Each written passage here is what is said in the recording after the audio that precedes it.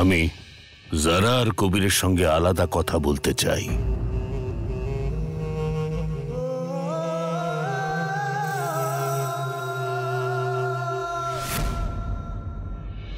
আমাদের সম্প্রদায় শাহবাজ আর কাজী ইরফানের ছেলে মানুষের জন্য দুভাগ হয়ে যাচ্ছিল। এটা আটকানোর জন্যই আমি এই বিয়ে দিয়েছিলাম।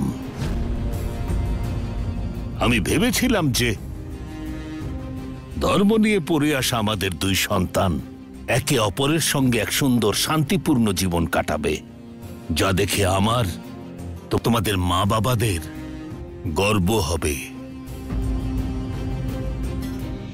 কিন্তু না, একটু আগেই যে তামাশা হলো সেটা দেখে আমার মনে হচ্ছে যে আমার কোনো উদ্দেশ্যই সফল হবে না।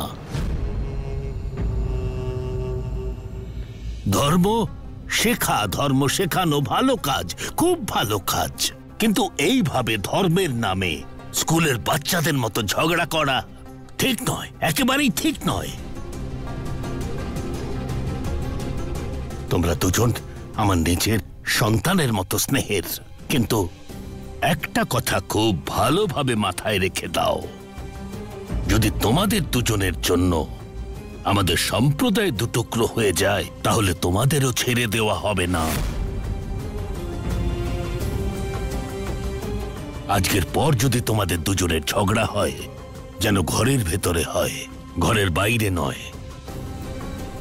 আর দুনিয়ার সামনে তোমরা দুজনে মিলে একে অপরের জন্য এবং সম্প্রদায়ের জন্য কাজ করবে। বেশ, আল্লাহ হাফিজ।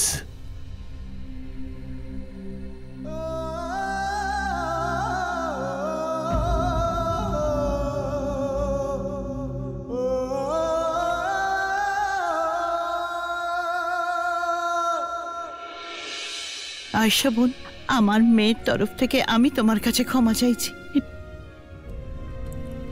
আপনার ক্ষমা চাইবার কোনো প্রয়োজন নেই। দোষ যারা আর কবির দুজনেরই। বরং আমি তো বলবো যে কবিরেরই বেশি দোষ ছিল। শুরুটা তো ওই করেছিল।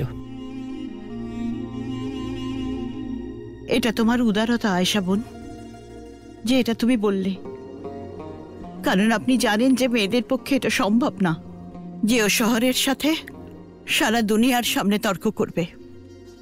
জানি, কিন্তু একটা কথা বলবো, যারা যেটা বলছিল একদম ঠিক বলছিল। প্রোগ্রামটা আমারও খুব ভালো লাগছিল। আপনাকে অসংখ্য ধন্যবাদ। আপনি আপনার মেয়ের সব চিন্তা আমাকে দিয়ে দিন, আর নিশ্চিন্তে যারাকে নিয়ে বাড়ি যান। কাল চৌথার নিয়মের জন্য যাব। আচ্ছা, জানো তো আয়েশা বোন, আমাদেরও একটা নিয়ম আছে, যেখানে বেটি দামাদ শাদির পর দিন আম্মির বাড়িতে থাকে। আমি বলছিলাম যে জারার সাথে সাথে যদি কবিরও আমাদের সাথে যায়। সব ব্যবস্থা করে রেখেছি। কবির যাবে তো আমাদের সাথে?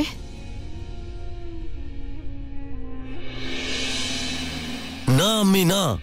তোমাদের কথা শুনে, তোমাদের সম্মানের জন্য আমি নিকাহের সময় হ্যাঁ বলেছিলাম, আর ইচ্ছের বিরুদ্ধে আমার শাদী হয়ে গেল। এবার এই অঘটনটাকে সামলে নেওয়ার জন্য, সেটা মেনে নেওয়ার জন্য সময় তো দাও আম্মি। কবির বেটা, যত সময় নিতে চাও নিও। তোমার আর যারার জন্য সারা জীবন পড়ে আছে। তোমার আম্মি আব্বু নিকার পরে সমস্ত নিয়ম পালন করলো। যারারও আম্মি আব্বু আছে, ওরা চাইছে ওদের একমাত্র মেয়ে, ওদের জামাই ওদের বাড়ি যাক, ওদের নিয়ম পালন করুক। কবির শোন, তোকে ওদের বাড়ি যেতেই হবে।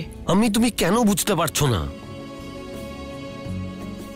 একবার ভাব, একটা মেয়ে তার আম্মি আব্বু, তার বাড়ি ঘর সবকিছু ছেড়ে সারা জীবন তোমার বাড়িতে থাকতে পারে, আর তুই ওর জন্য ওর বাড়িতে একটা রাত্রিরও থাকতে পারবি না?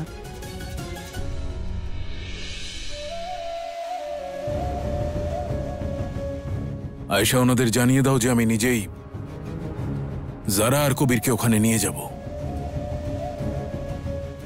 যাও, গিয়ে তৈরি হয়ে নাও।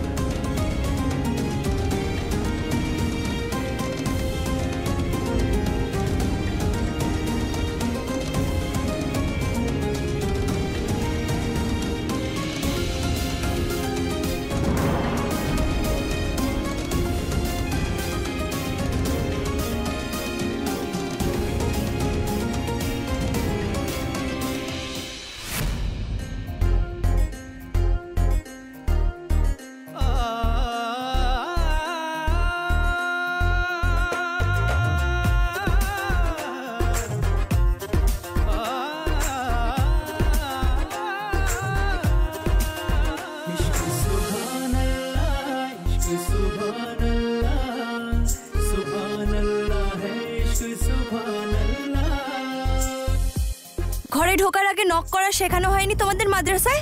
অন্তত আওয়াজ দিতে পারতে। নিজের ঘরে ঢোকার আগে আমাকে ঘোষণা করতে হবে, কবির আহমেদ হাজির হও। আর ইউনিভার্সিটিতে তুমি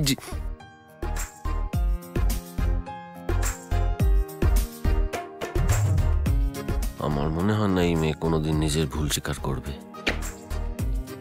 সরি না বলে রাগ দেখাচ্ছে দেখো।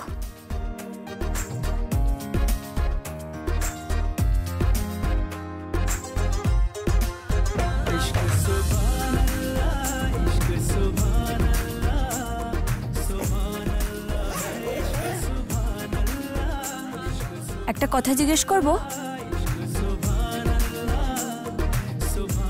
করো। তোমার আম্মির মধ্যে এতগুলো ভালো গুণ রয়েছে, তোমার মধ্যে একটাও নেই। মানে কি এটার? মানে এটাই যে আজকে যা ঘটলো সেটা উচিত হয়নি। আর এটার জন্য দায়ী তুমি, আমি নই।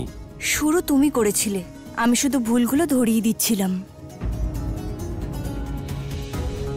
আর এটা তুমি সারা জীবন ধরে করবে? প্রশ্ন অনুযায়ী উত্তর দিতে হয়। যদি তোমার প্রশ্ন এরকম হয় তাহলে হ্যাঁ, আমার উত্তরও সারা জীবন এরকমই থাকবে। কিন্তু যা কিছু হলো, আমি চাই না লোকের সামনে আমার আর তোমার সম্মান যাক যেমন আজ হলো। আমিও এটা চাই না। তাহলে আমি এটা চাই যে আজ বাড়িতে আমার আম্মির আর আব্বার সামনে কোনো সমস্যা না হোক।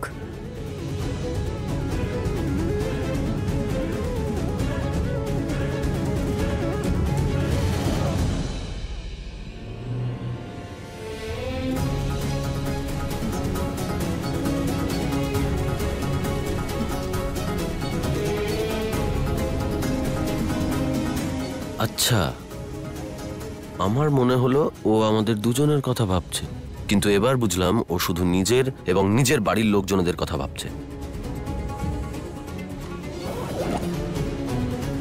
আমার কি করা উচিত আর কি উচিত নয় সেটা ওখানে গিয়ে ভাববো।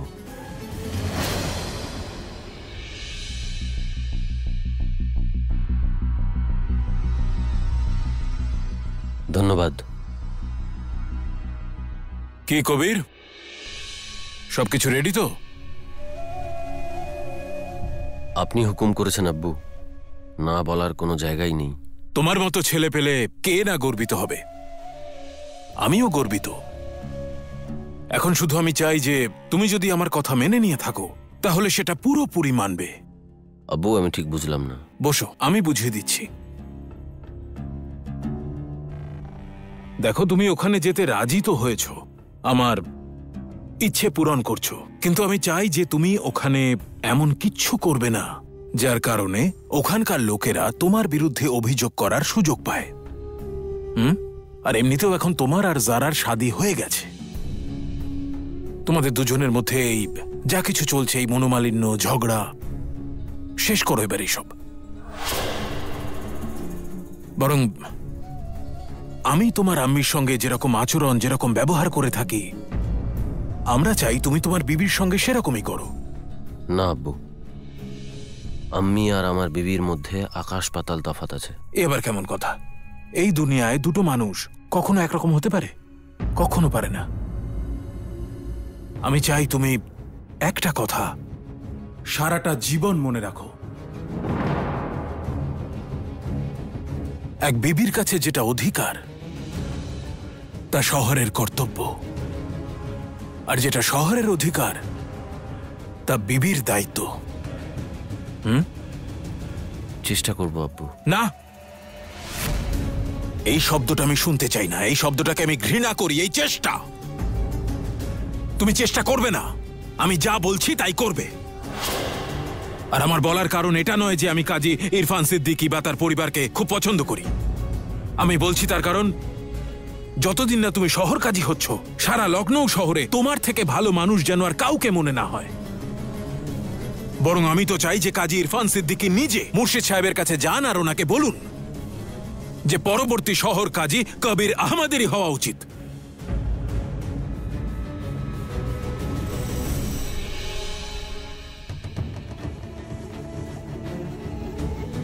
দেখো কবির, একবার তুমি শহর কাজী হয়ে গেলে নিজের জীবনটা সেভাবেই কাটাতে পারবে যেভাবে কাটাতে চাও। নিজের বিবির সঙ্গে তোমার যেরকম ঠিক মনে হবে সেরকম আচরণ করো।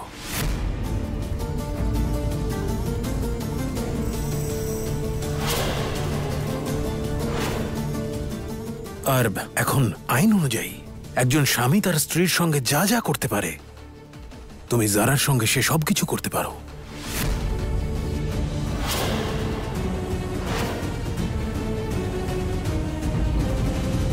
যেটা তুমি বলতে চাইছো স্পষ্ট করে বলো। পীর সাহেব আর আমি যে কোনো মূল্যে তোমাকে এই শহরের কাজী হিসেবে দেখতে চাই, আর সেই উদ্দেশ্য পূরণ করার জন্যই তোমার মতের বিরুদ্ধে তোমাকে জারার সঙ্গে শাদী দেওয়া হয়েছে। যতদিন তুমি শহর কাজী না হচ্ছ ততদিন তোমাকে আমি সব রকমের সাহায্য করব। তুমি শহর কাজী হলেই আমার দায়িত্ব শেষ। সেদিন তোমার আম্মি আর আমি কোথাও লম্বা ছুটিতে চলে যাব,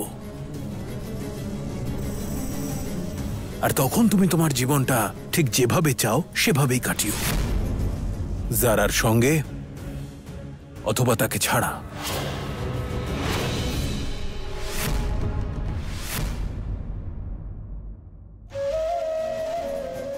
তুমি মৌলবিয়াত ডিগ্রি অর্জন করেছ, তাই খুব ভালো করেই জানো যে ইসলামে একাধিক শাদী আইনসঙ্গত।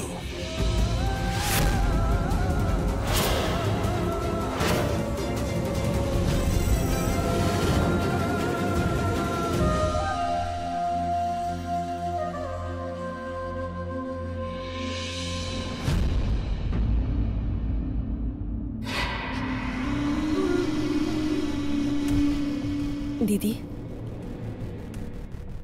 আজ নিশ্চয়ই তুমি তোমার সমস্ত প্রশ্নের উত্তর পেয়ে গেছো। তাহলে তুই আর আব্বু দুজনে মিলেই খেলা খেলছিস, আর তুই ভাবনা চিন্তা না করে আব্বুকে ভরসা করে নিলি রুকসার।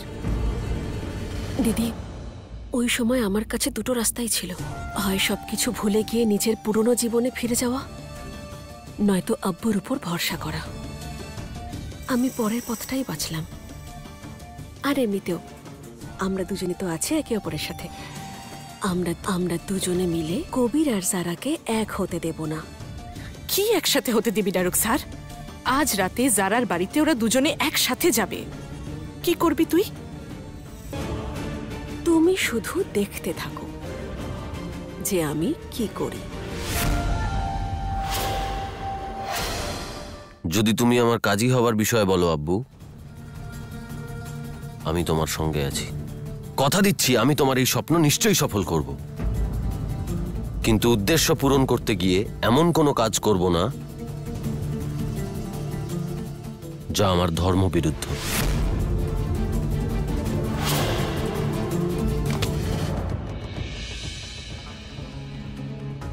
এসো জারা, খুব মিষ্টি লাগছে তোমাকে। আল্লাহ তোমাকে কুনজর থেকে বাঁচান।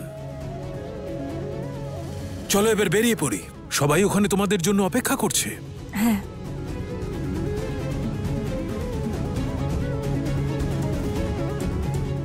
দাঁড়াও।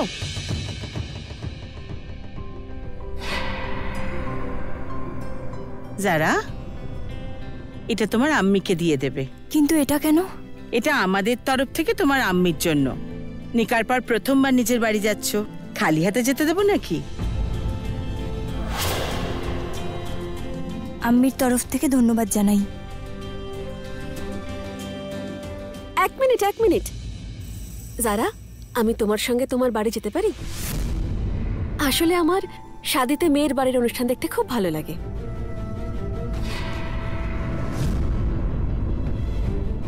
না রুকসার, আজ তুমি ওদের সঙ্গে যেতে পারো না।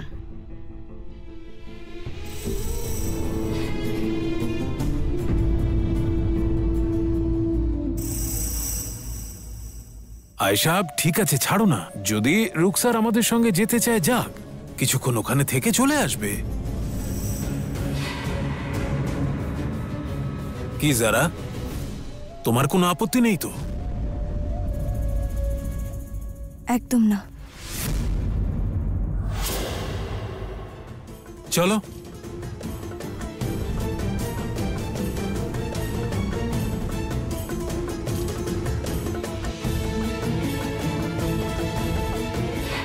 বাহ রুকসার, আজ রাতেও কবির আর জারার মিলন হতে দিস না তুই।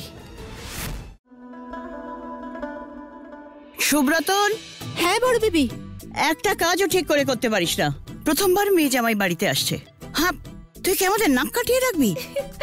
আল্লাহর নামে মিথ্যে বলবো না, কিন্তু আমি তো কিছু করিনি বড় বিবি। ভুল কিছু করিসনি, কিন্তু কাজটাও ঠিক মতো করিসনি। যা গিয়ে চাদরগুলো নিয়ে আয়, আর সাদা চাদর বার করবি। আরে বেগম, যখন শাদির পরে আমি প্রথমবার তোমার বাড়িতে গেছিলাম, তখন তোমার আম্মি তো এত তোড়জোড় করেননি। কারণ আমার মায়ের জামাই আমার জামাইয়ের মতো সুন্দর ছিল না। আরে আমি খুলছি, দাঁড়া।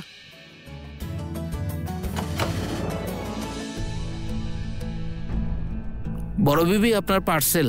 সুব্রতন, নিয়ে নে। আম্মি। জাহরা,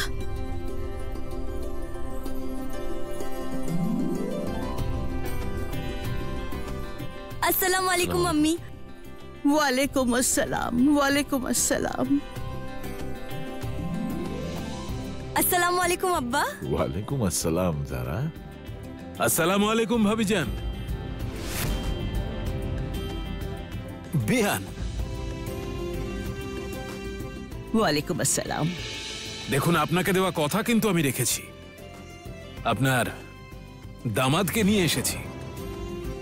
এবার তাহলে যাই। এখন তো এখান থেকে যাওয়া যাবে না শেহবাজ সাহেব। এই যেমন কবির মিয়া প্রথমবার দামাদ হয়ে আমাদের বাড়িতে এসেছে, নিয়ত সম্বন্ধী হয়ে প্রথমবার আমাদের বাড়ি এলেন। আসুন। আয়। আমি কাল সকালে তোমার আসার অপেক্ষা করছিলাম রুকসার।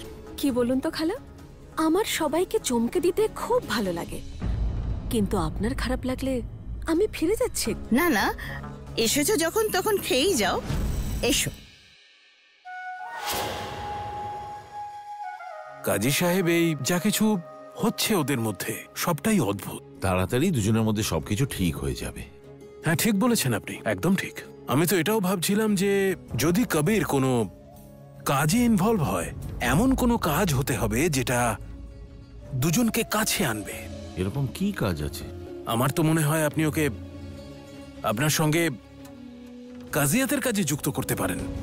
উনি ওনার ছেলেকে লখনৌ শহরের কাজী বানাতে চাইছেন। আচ্ছা, একটা কথা বলুন মিয়া, গত রাতে আপনার বেগম আপনাকে বেশি বিরক্ত করেনি তো? আরে হয়েছে হয়েছে হয়েছে, এরা ক্লান্ত হয়ে গেছে। জারা মা, যতক্ষণ আমি খাবার বাড়ছি, তুমি কবিরকে তোমার ঘরটা দেখিয়ে দাও।